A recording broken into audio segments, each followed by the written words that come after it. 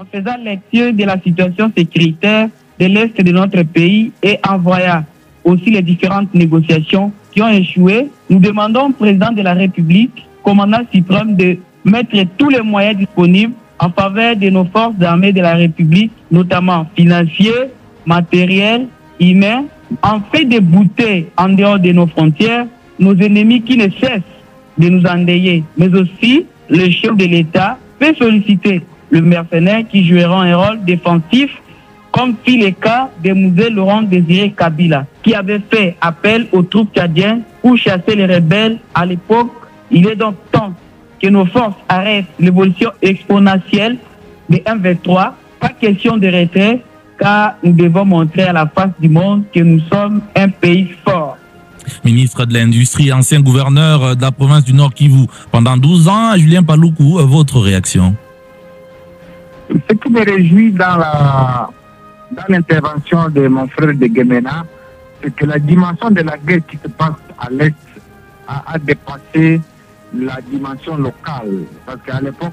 comme je l'ai dit souvent, lorsqu'on arrivait à Kinshasa ou à l'Équateur ou dans les Kassai ou dans les Katanga, la guerre de l'Est, c'était une question des gens de l'Est. Maintenant, quand on voit et on sent une voix qui vient de Gemena, dans la province de Soudou-Bangui, qui interpelle le gouvernement à pouvoir faire en sorte que nous puissions nous équiper, nous puissions nous moderniser, nous puissions bouter l'ennemi dehors, ça fait ma joie que le problème de l'Est n'est plus celui des enfants de l'Est, comme c'était la compréhension biaisée que certains voulaient distiller dans l'opinion. Et donc, l'intervention par rapport à la capacité financière, la capacité militaire, la capacité humaine de construire notre armée, je l'ai déjà dit, et je crois que le président de la République, lorsque vous le suivez dans ce qu'il est en train de faire, ainsi que le gouvernement, on ne va pas donner ici tous les secrets qui se passent. Vous suivez régulièrement sur la RTNC, la radio-télévision nationale congolaise, les images sur Kitona, les images sur Kamina, la manière dont nous nous préparons en tant que gouvernement face à toute menace, aussi bien interne qu'externe.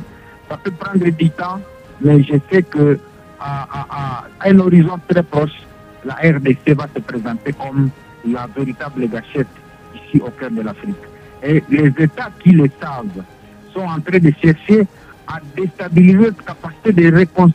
recomposition de l'autorité congolaise. Les États voisins savent que si la RDC s'organise avec une armée forte, eh bien, les rapports de force vont changer. C'est comme ça que les guerres intempestives sont ressuscitées à gauche, à droite, avec des mobiles comme FDLR, comme AN, pour seulement avoir un discours international, alors que l'objectif, c'est d'empêcher effectivement que nous puissions nous organiser. Mais je dois rassurer notre auditeur de Gemena que le gouvernement dans lequel je suis membre est en train de se préparer à conséquence pour que plus jamais ce genre de guerres répétitives ne puissent distraire les gouvernements ou la population congolaise à cheminer vers la voie de la reconstruction pour donner la paix à sa population. Nous y sommes et je suis confiant qu'à un horizon proche, on ne parlera plus de guerre à l'Est, mais plutôt on parlera de construction de routes,